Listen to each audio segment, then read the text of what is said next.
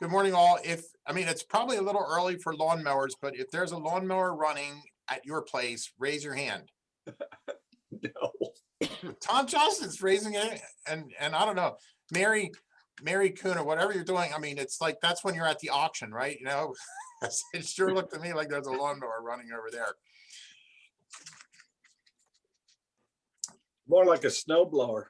Yeah, that's right. Steve Swartz said, how did you put that, Steve? You came for the mic check and you stayed for my humor.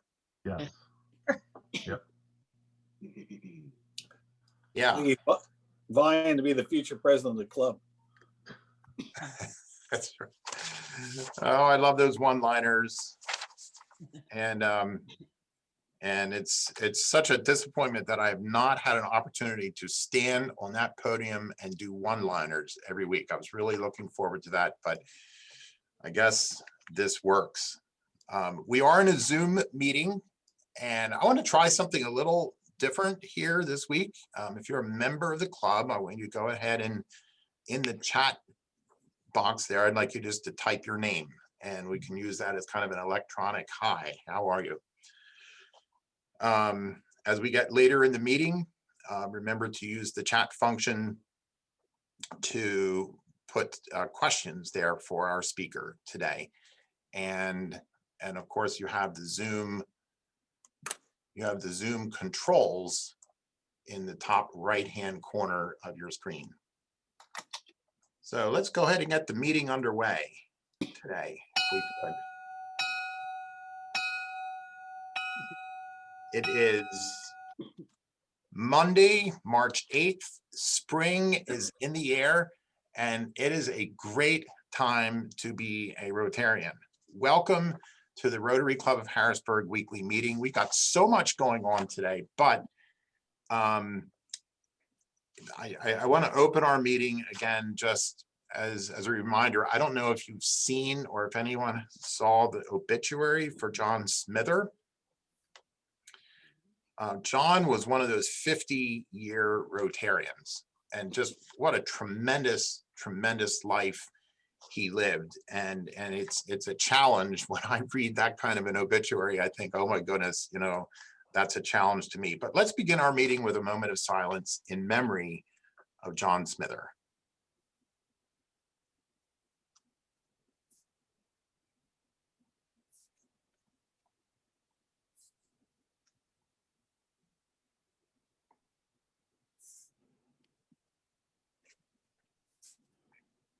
Thank you. We'll open our meeting with an invocation from Steve Swartz. Thank you, James. Well, sad to hear about John. I also had just learned this past week about the passing of Ron Gus, and been thinking about what a kind and gentle soul Ron was, and all the wonderful interactions I had with him over the past 5 or so years that I've been in the club. And so I had him in mind as I wrote my prayer today. And also John and John Judson and others. So, dear Lord, thank you today for breath. Thank you for those who came before us in this club. We remember them. We thank you for their legacy and ask you to help us to carry on their legacy of service and leadership. Be with us as we seek to live out the 4-way test and be servants in our community. Help us to be an example and leave a legacy for future generations to invest in our community here in Harrisburg and the surrounding area. Thank you for this time we have together. Amen. Amen. Thank you, Steve. And I think on tap today for our song is Lift Every Voice and Sing. Today we have Lift Every Voice and Sing, performed by Alicia Keys. Lift every voice and sing till earth and heaven ring with the harmony of liberty. Let our rejoicing rise high as the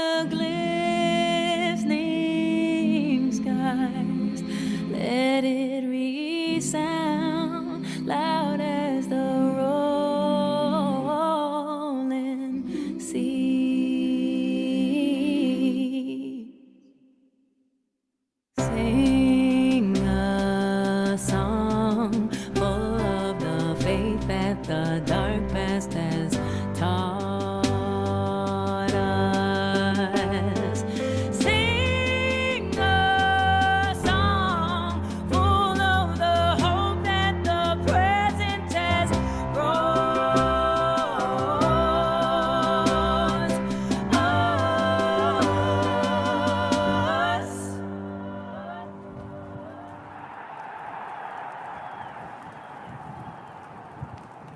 Facing the rising sun of a new day begun, let us march on till victory is won. Let us march on till victory is won. Let us march on till victory.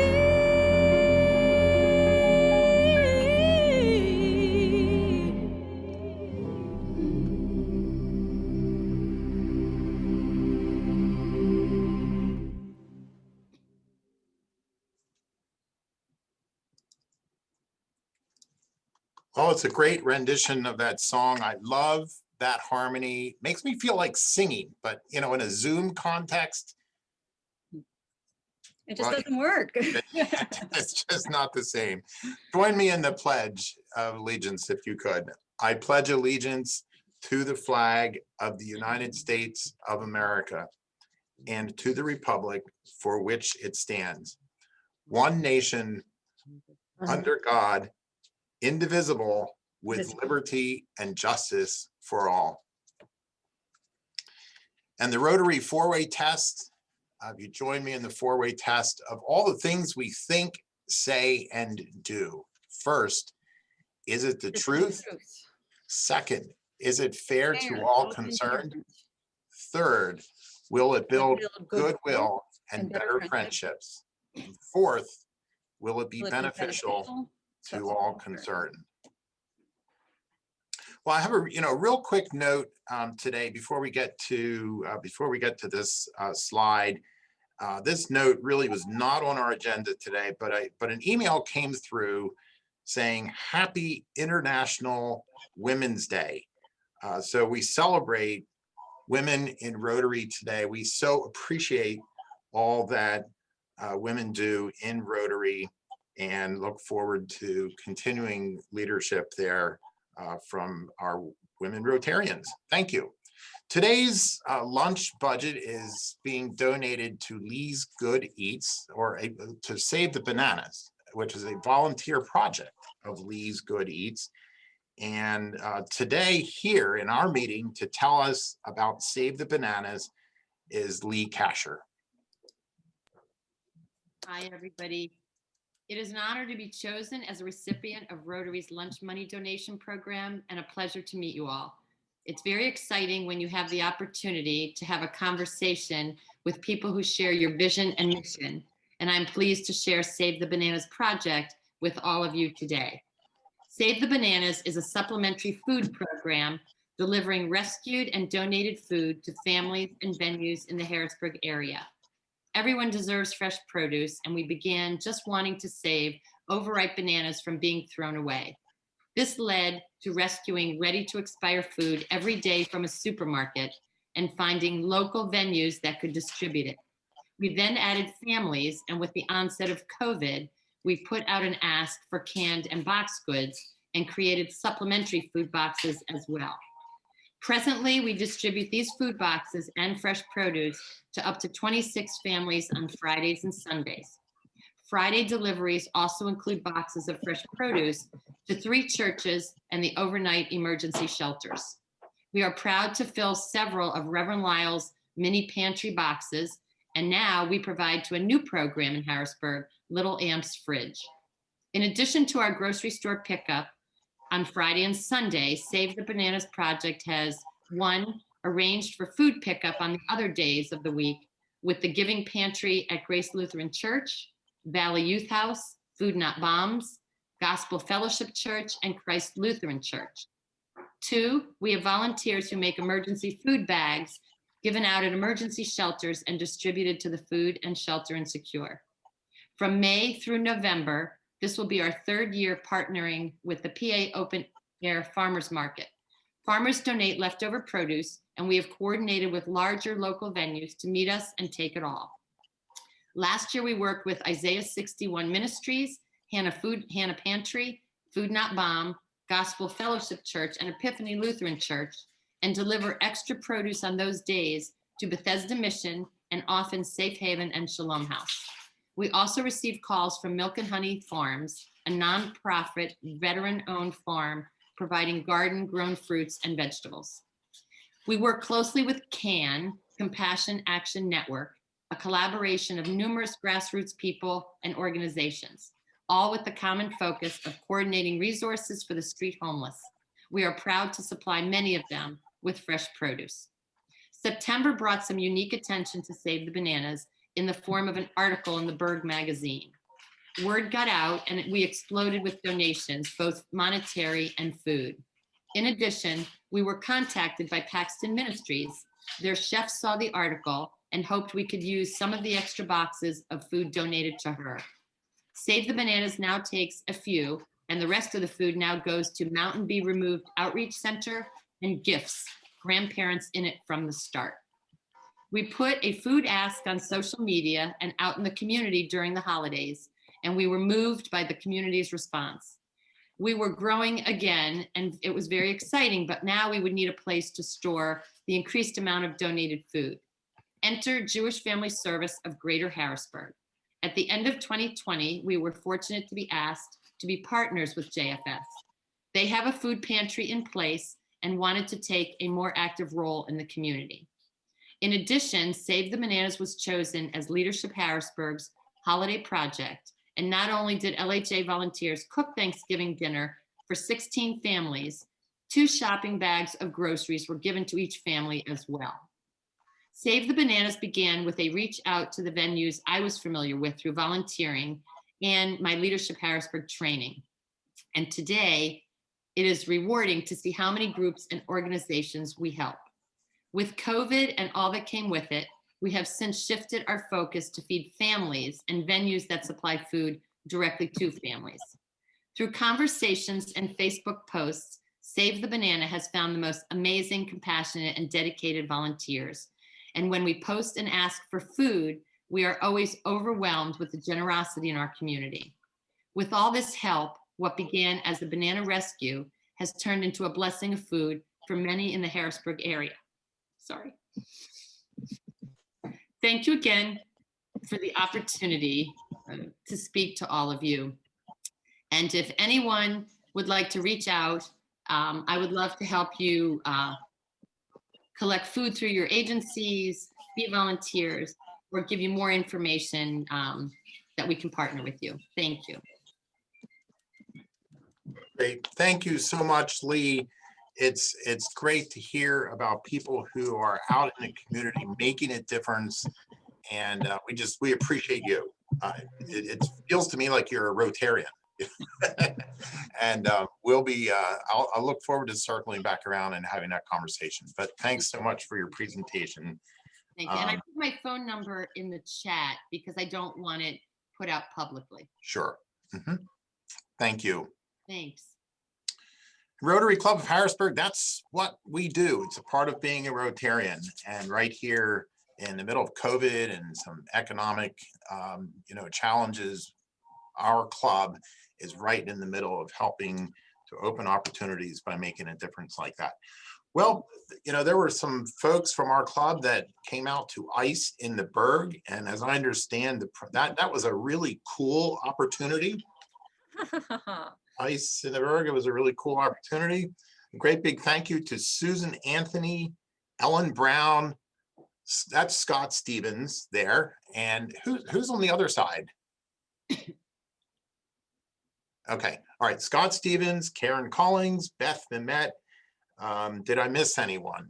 Susan Anthony. Susan Anthony, and thanks for coming out and helping to represent our club at ICE in the Berg on Saturday, March 6th.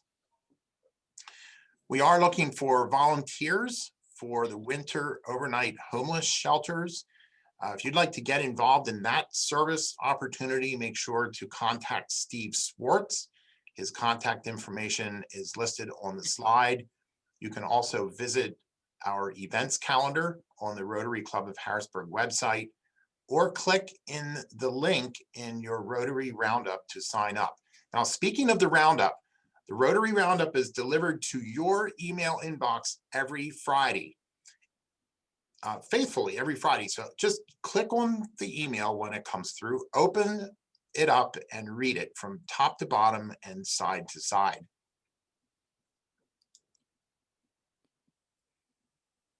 March 22nd, coming up, we have service on a Monday. Now we're actually going to be doing the same thing twice in one day. At 1 o'clock in the afternoon, we'll be helping the Central Pennsylvania Food Bank pack boxes of food again, reporting to the Pennsylvania Farm Show. You need to RSVP by March 17th in order to be involved in that project. And then later that evening, again, we'll also be packing boxes of food. This has been a project that, you know, surprisingly, we weren't anticipating this as we came into this Rotary year, but it was a great opportunity. And so many of you really got involved and helped to make a difference. You know, we are at almost 1,500 boxes of food packed so far for the year. And, you know, I'm kind of doing this unofficial little tally every time we have one of these events. And I'm so excited and so pleased and so proud of each one of you for helping to step in and make a difference in that way.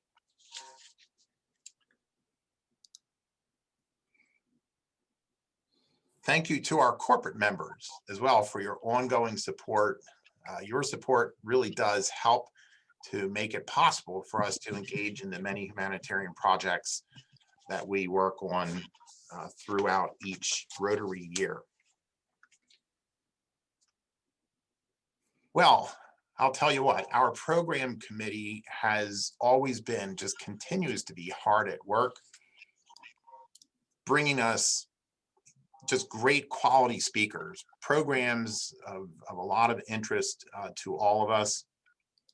And I'll give a great big shout out to John Moorfield and Ski and Mary Oliveira and Ellen Brown for the good work that you've been doing throughout this Rotary year. Why don't we just give them a big hand here this morning. I'm going to turn the mic over to Program Committee Member Extraordinaire Ellen Brown to introduce today's speaker. Thank you, James, and good afternoon, everyone. It's great to see you all today. I'm so pleased to be able to welcome today's speaker, Brandon Flood. Brandon's arrival at the State Board of Pardons as secretary on April 1st, 2019 was no April Fool's joke. Rather, it marked an end of an era in Pennsylvania's draconian criminal justice system and anchored one leg of a broader push in state government for criminal justice reform to give more convicted felons a chance for clemency or to wipe their slate clean with a pardon. But what made Secretary Flood's appointment even more remarkable is that not only did he become Pennsylvania's new top pardons administrator, he was also a client. Governor Tom Wolf signed off on Brandon's own board-approved pardon, erasing his past convictions just a few weeks before he stepped in as secretary. Secretary Flood doesn't need any schooling on the era of harsh justice in Pennsylvania. He was on the front line. He has a powerful personal story to share with you today that allows him to call attention to Pennsylvania's pardon process. This story serves as a compelling example to show former inmates that the state is more focused on rewarding good post-prison behavior. In his own words, Brandon says, "They will see that there's a light at the end of the tunnel." Brandon's remarkable turnaround story includes serving as a legislative aide with help from two Philadelphia lawmakers, Frank Oliver and Vanessa Lowry Brown. He's been a lobbyist, and he eventually became the legislative director of the Pennsylvania Legislative Black Caucus. On a personal note, I've had the pleasure of getting to know Brandon as he serves as a member of the Dauphin County Library System Board of Trustees. The first thing you would know about Brandon if you saw him in person was, "Oh my gosh, I can't believe how tall you are." At least that's what I said. He is an icon. He is the sharpest dresser in Harrisburg, and he is here to share with you today some remarkable information about his life and the future of the pardon system in Pennsylvania. Brandon, welcome. Thank you. That was a great introduction. I particularly like the April Fool's line that you used. I used it myself as everyone can hear me good, right? No? A little bit louder. All right, can you hear me better now? There That's we go. amazing. All right, so I was saying thank you for that introduction, particularly like that April Fool's line that you used. So Ellen, I want to thank you for the introduction, but more importantly, I want to thank the Rotary Club of Harrisburg for not only for the work that you do, but for convening this event and allowing me to share my story, but also to share what executive clemency looks like in Pennsylvania, because it is, as Ellen mentioned in her introduction, largely it's been a very arcane process and one that a lot of folks aren't necessarily too familiar with, but certainly we've changed that since that time. So before I go into process, I want to talk about, I guess, how I want to talk about my personal story and, obviously how it came to be that I would be appointed to this esteemed post. So, as Ellen mentioned, now I previously served 9 years in the Department of Corrections. As an 18-year-old, I served 4 years for possession with intent to deliver cocaine, came home, and subsequently went right back into the life of crime. Ultimately, that netted me a 5 to 10 year sentence for possession with intent to deliver and the possession of an unlicensed firearm. So it was obviously during that second sentence when, the light bulb came on for me, and I had that aha moment where I was bitten by the political bug, right? And there were a number of things that happened, a number of experiences that led to me being bitten by that political bug. But one experience in particular, and it was a former state senator who recently passed. Many of you may be familiar with who he is. It was a gentleman named Stuart Greenleaf. He was from Montgomery County.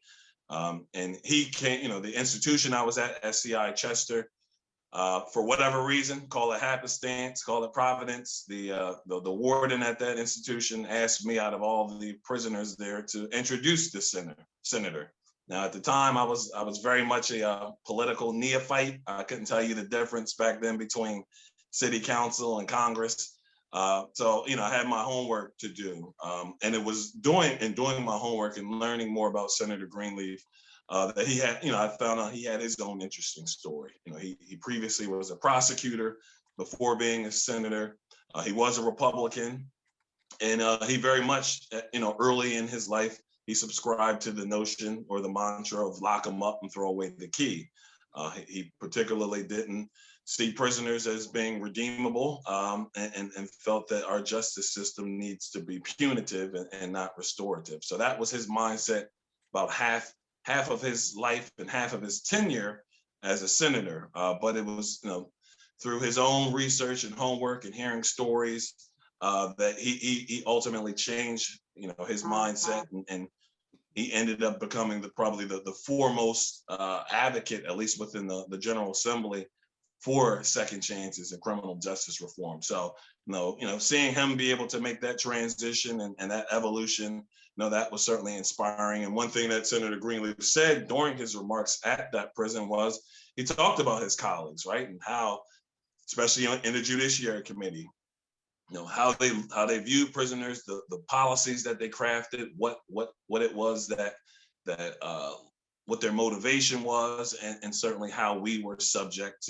to their whims. So, he kind of challenged us to, take more responsibility and a greater and to have a greater hand in essentially freeing ourselves, right? And not just freeing ourselves from prison bars, but freeing ourselves politically speaking, right? So, me living in Harrisburg and being from Harrisburg, kind of after that time, I resolved that I wanted to go into politics, and there wasn't a better place for me to go upon release than Harrisburg, right? Harrisburg's the epicenter for politics, and more importantly, once I began to do my homework about how the legislature functions, I found out, there's 253 legislators, right? So I had pretty good odds of trying to scare up an internship with 253 legislators, right? I thought I had good odds there. And as Ellen mentioned, I did probably about 3 months after my release in 2010. I ended up getting an internship with the House Health and Human Services Committee. It was a former legislator named Frank Oliver Sr. who gave me my first shot. And I probably was into that internship maybe a month before I ended up being offered a full-time position. And that was with State Representative Vanessa Lowry Brown. And at that point, I just became a sponge, right? I listened more than I talked. I got a chance to learn how the sausage was made, so to speak, from a legislative standpoint. So I really try to absorb as much knowledge as possible, but not just absorb that knowledge, but also be able to leverage it, not only for myself professionally, but to certainly help those who were similarly situated, such as myself. So that ended up in me being given a legislative assistant position. Ultimately, I ended up leaving Representative Brown and started working in a research and policy development area. I was a research analyst for a few years. My expertise was local government and state government. As Ellen mentioned, then I had the luxury of serving as executive director of the Pennsylvania Black Caucus for 4 years. And that allowed me to travel all across the state and really be able to deal and craft public policy firsthand. And, and at that point, most people, one of the things that many of you may know, those of you who are familiar with my story, is when I was in government, I did not lead with the fact that I had a criminal conviction. Most folks that knew me over this past decade found out April 1st, 2019, just like everyone else. And I was very intentional in doing that. And it wasn't so much that I was ashamed of my criminal history, but I understand how the human psychology works, right? You introduce no matter who you are, no matter how progressive you claim to be or how conservative you claim to be. If someone tells you that they previously served 9 years in prison, your first thought is, what for? And certainly you would begin to second guess that person's character. And I didn't want that to get in the way of what I wanted to do professionally. And I felt like a lot of opportunities that were readily extended to me because of who people thought I was, that would have been tainted had I led that I had a criminal conviction. And part of it also was this was almost kind of an exercise in infiltration, if you will, right? I wanted to get as deep into government as possible before the question of my criminal history was broached. And the reason being is I wanted to be able to have that work product, to be able to have that reputation already solidified, and that my criminal history would be merely a footnote if it was broached. And, so that was my thinking going into this. Certainly one of the things I said about even coming into this job, this was kind of through happenstance, so, I don't consider myself I consider myself a spiritual person, but not an overly religious person. But even myself, the number of things and opportunities that have come to be, you can't, one can't do anything but ascribe it to something, a power higher than myself. The lieutenant governor, as I said, over the years, I built myself up as a policy and policy guy. I did lobby for a couple of years for SCIU. I served as their legislative director. So, when the lieutenant governor's race was up, I reached out to all of the candidates for lieutenant governor and said, hey, listen, I have some policy ideas for how you can reform the executive clemency process. I pretty much hedged my bets, right? Someone was going to be elected for lieutenant governor. And, whoever that person was, I at least wanted that person to have those ideas and to already have that rapport, or at least begin to build that rapport. So, Lieutenant Governor John Fetterman was elected, and literally when he won his election, my outreach to him, literally, I prefaced my email to him with, I am not looking for a job, right? Because right after the election, especially for those of you that are familiar with elections and campaigning, most of the folks that either campaign or the surrogates, right after the election, a lot of folks are looking for jobs, right? And I didn't want him to kind of lump me into that same category. What I told him when I reached out to him is that I was literally starting a new job. I was supposed to start a new job January 23rd of 2019. I was supposed to take over the governor's commission on African American affairs for the state. And I was trying to be proactive, right? So I reached out to the lieutenant governor and said, hey, listen, I'm not looking for a job. I'm actually going to be starting a new position in the next 3 weeks. Now, he knew, much like everyone else, like I said, he was one of the other people who didn't know about my background. So he just knew me as I like to call myself. He knew me as Urkel Brandon, right? He knew me as the policy wonk. He didn't know the criminal history side. So when I told him I was starting a new position and say, hey, listen, I have a great deal of latitude to determine what our agenda is as a commission. And one of those agenda items I want to tackle is clemency reform. And I ended my email with him, hey, it may also interest you to know that I'm literally waiting for the governor to sign my own part. So it was the good lieutenant governor who had the foresight that, after that email, to reach out and say, hey, listen, I think we have a real opportunity if you're inclined to not take the position that you were offered, and if you would be open to the secretary position for the board. So that was something that I had to think long and hard about, because I did, I understood it's a lot of work that goes into this, and I'll talk about the process in a little bit. I did have the pleasure of knowing the two immediate predecessors in this post, so I consulted them before I took the position, and they were pretty candid in telling me that, hey, listen, this isn't going to be a cakewalk here, and they told me exactly what I was signing up for. But I thought of this as an opportunity of a lifetime. One of the things, I think that there's a good number of people on the Zoom that are old enough to remember the Hair Club for Men commercial. You remember the tagline was, not only am I the president, but I'm the client, right? And the lieutenant governor wanted us to kind of mirror that same principle, where you have someone who's leading up this agency who just doesn't understand how it works from a procedural or a legislative standpoint, but also as an applicant. Who better to say, hey, to point out where the inefficiencies lie than someone who's had to navigate that themselves. So it was those confluence of things that certainly led to me taking this position, and I'm happy to say that since January of 2019, we've made quite a splash, and more importantly, and it's events like these, and that's why I like to thank the Rotary Club for allowing us to get the word out. Education outreach is key.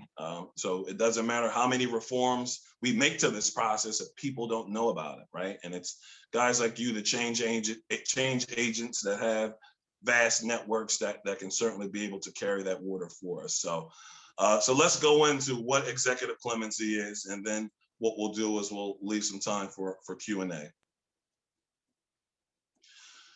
All right, so the first thing, we'll go to the next slide.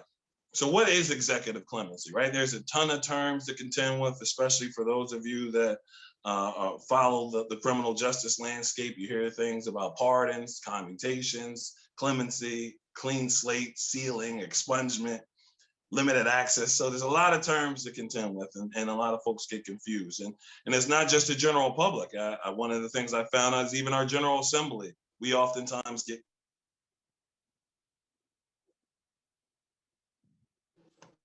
executive clemency is defined as the power given to the executive branch to forgive someone or show mercy for someone that may have been convicted of a crime or accused of a crime. So think of executive clemency as the umbrella term. Much like you see that scale there, think of executive clemency as the base, the base of that graphic, and it's made up of two parts. So think of the two parts of that scale. One part of clemency is pardons, which most of us are familiar with. Pardon allows someone to clear their record entirely. It is as if they were never convicted of an offense before. So that's one side of the clemency coin. And then on the other side of the clemency coin is commutations. And commutations is defined as the modification or the reduction of one sentence. So think of someone in Pennsylvania, especially in Pennsylvania, someone sentenced to life without parole. In Pennsylvania, life means life, your natural life. So your only way to be relieved of that life sentence is to have your sentence commuted. Or think of someone who may have been excessively sentenced. We have one example where a guy, although he did have an extensive criminal history, at the time, his only offense was he had a trunk full of marijuana, about 50 pounds during a routine traffic stop, and that judge sentenced him to 50 to 100 years. Certainly, the Board of Pardons, we felt that to be quite excessive.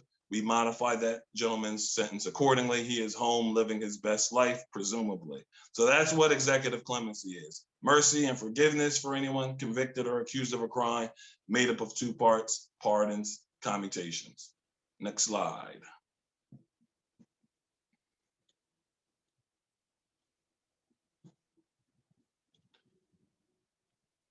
All right, so who makes up the Board of Pardons? One of the things that a lot of folks think is that I'm the final arbiter. I do not have a vote on the board. My job as secretary is to administer the executive clemency process, and that encompasses the intake of applications, the processing of applications, the vetting and review of those applications, preparing hearings for the board, also preparing the board to be able to review those applications, and then obviously the creation of policy reform. So that's what my job is as secretary, but there are 5 members on the board that vote on all of these applications. The lieutenant governor serves as the chairman of the board. That's constitutionally prescribed.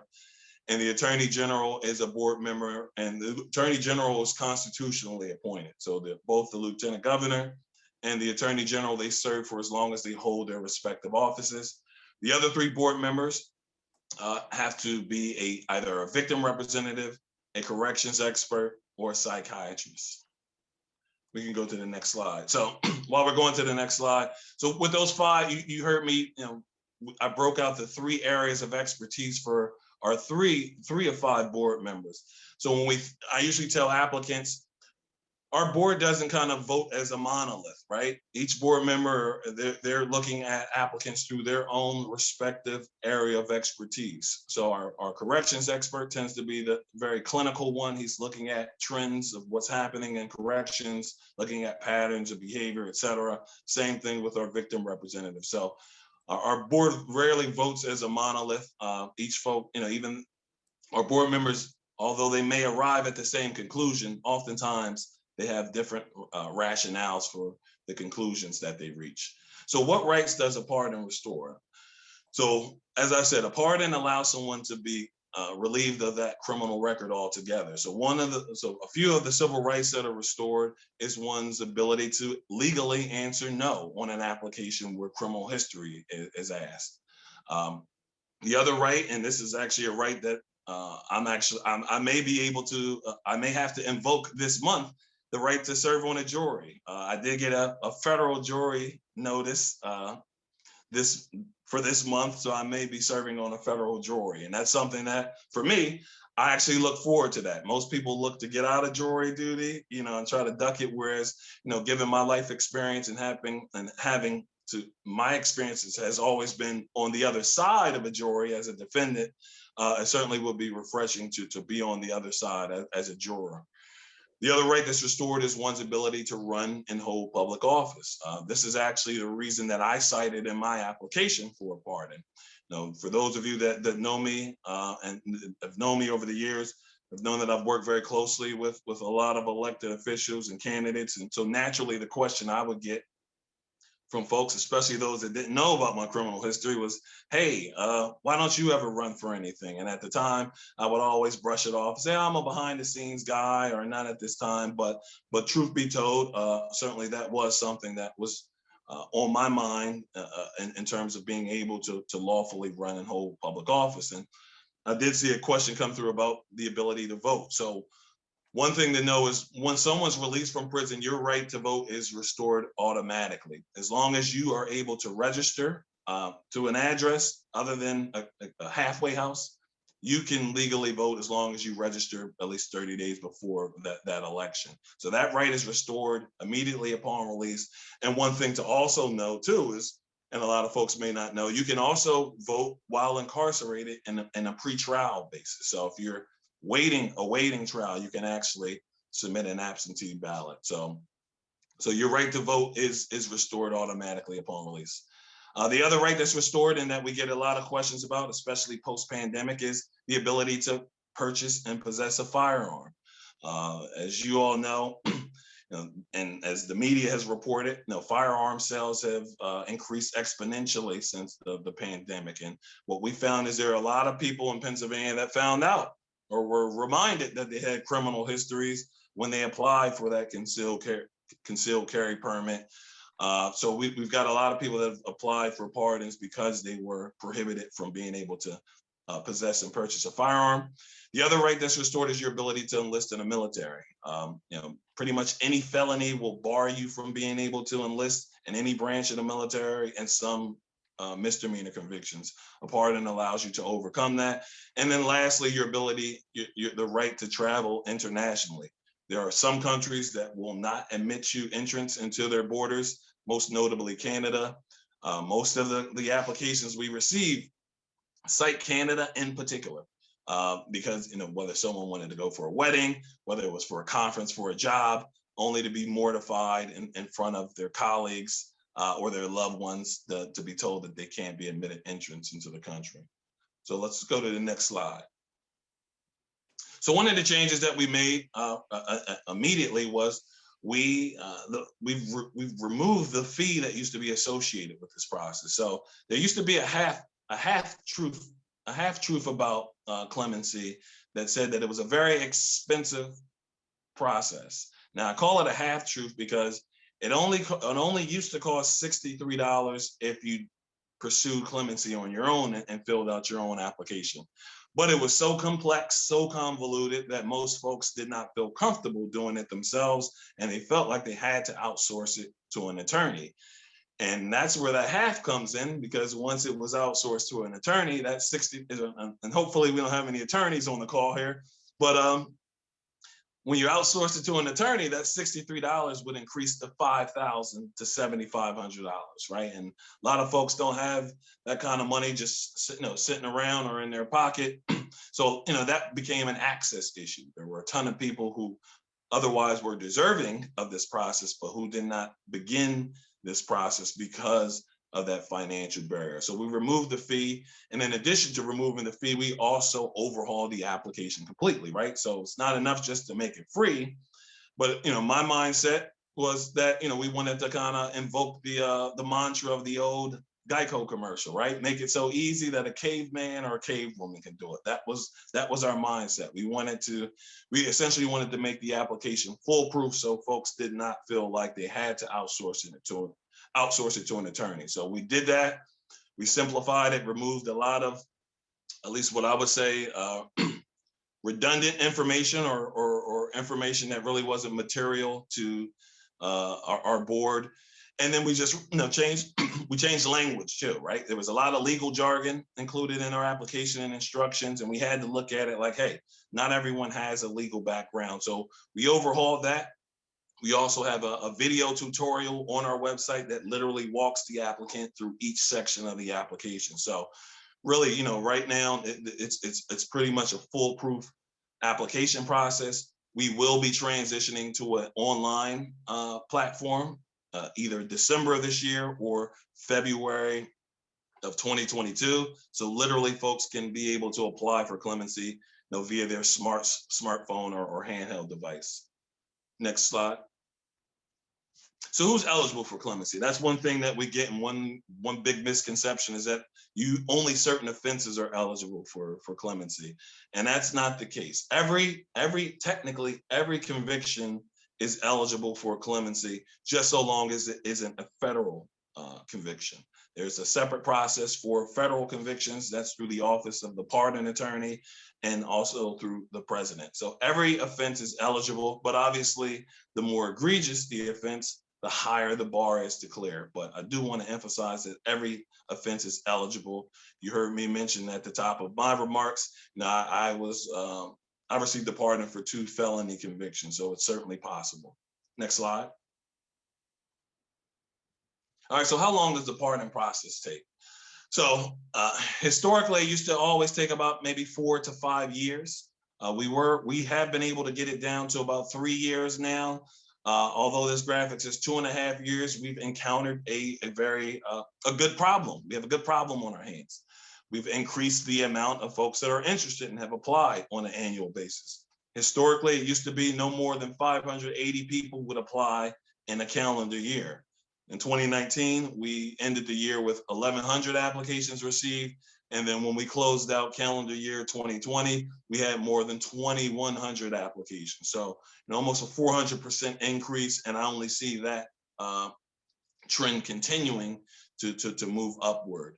Part of the reason why it takes as long as it does, and one of the things that we're looking to do to address it, is historically, we've always reviewed every application the same. Whether you were convicted of murder or whether you stole a sandwich from Sheetz, everyone goes through the same review. And for me, that's an imprudent use of resources. There should be different levels of review, different lanes.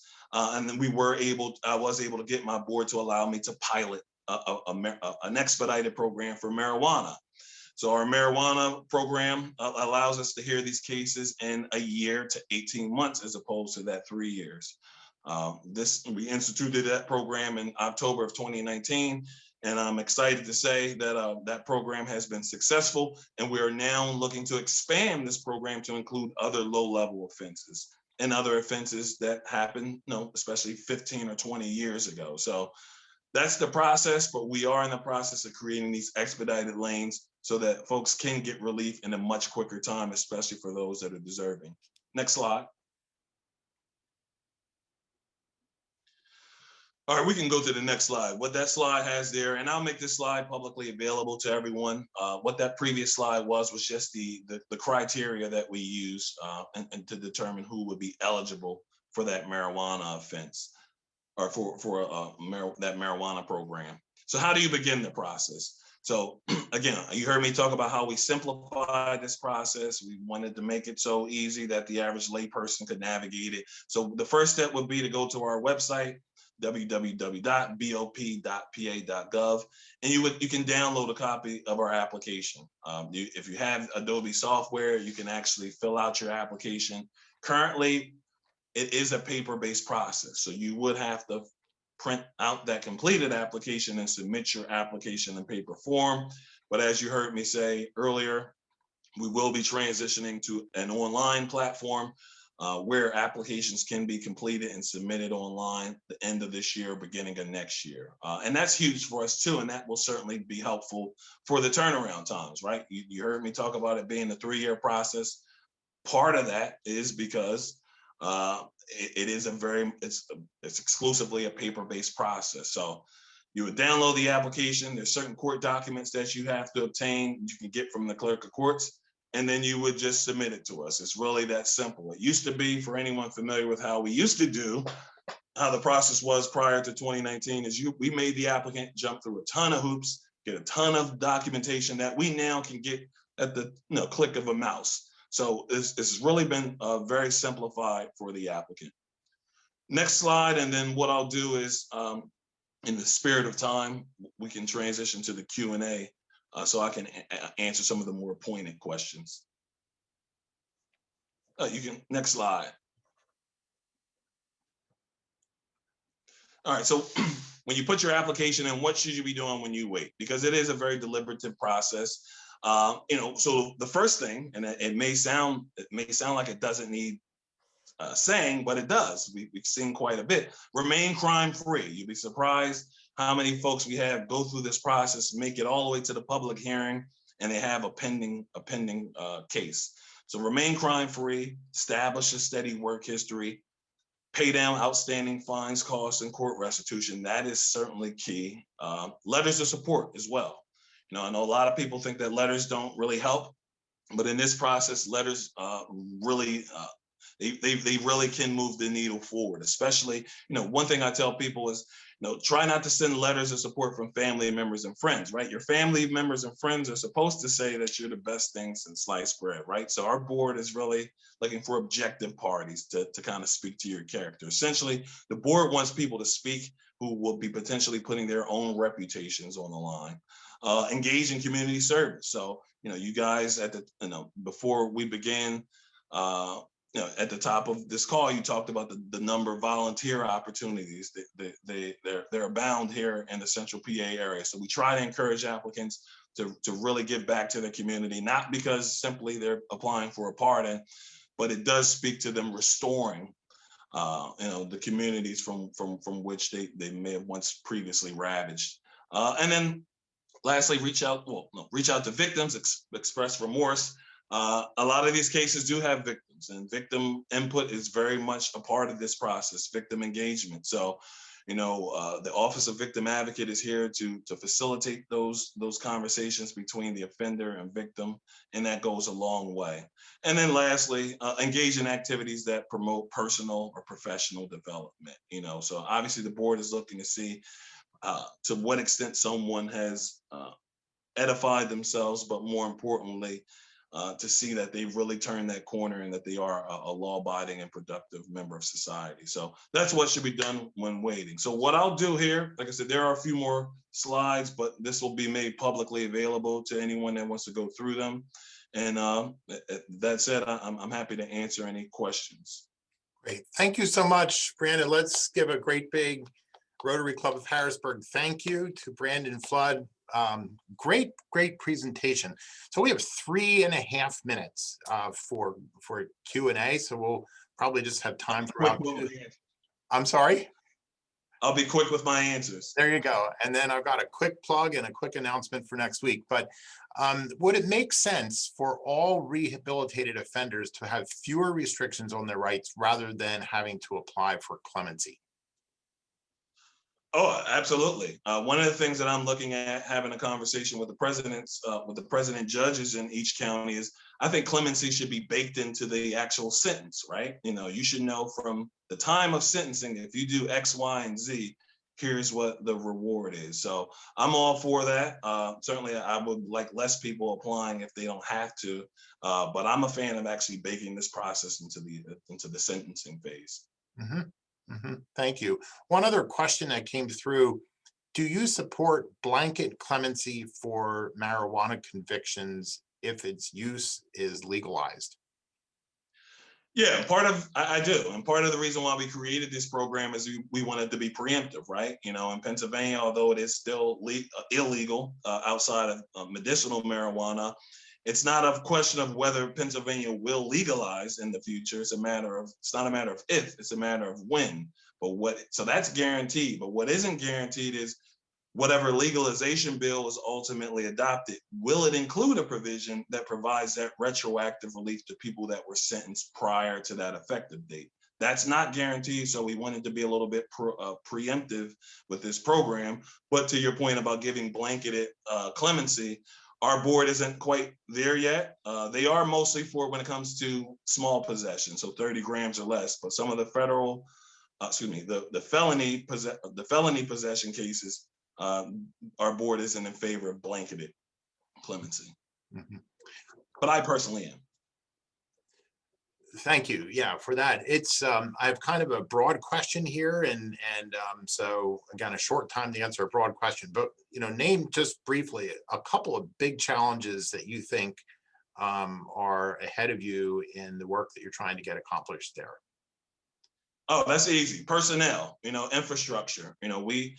We talk about, we've been around since 1872. We're not a new agency.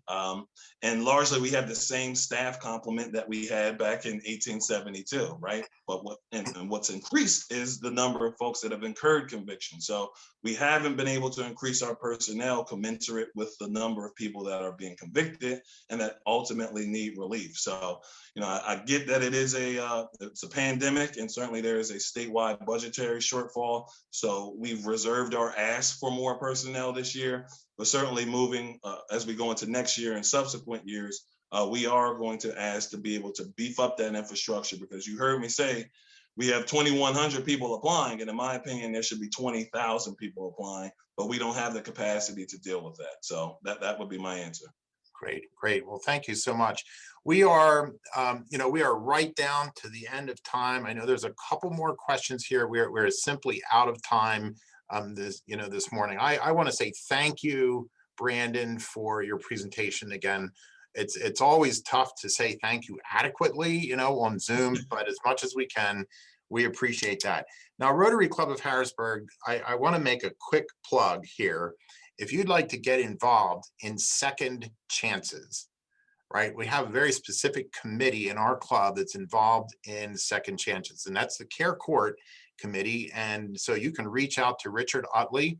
And Richard, if you just want to put your contact information real quickly in the chat, then you can reach out to Richard Utley. And I think maybe there's a slight difference in focus there, but it's really all about second chances, and we appreciate the work that Richard does in heading up that area. Next week, we'll be meeting again via Zoom. Our speaker will be the Auditor General, Tim DeFore. So that's going to be a great meeting, and you don't want to miss that. We are right at 1 o'clock. I thank you, everyone, for your participation in today's meeting. Make it a great Rotary week.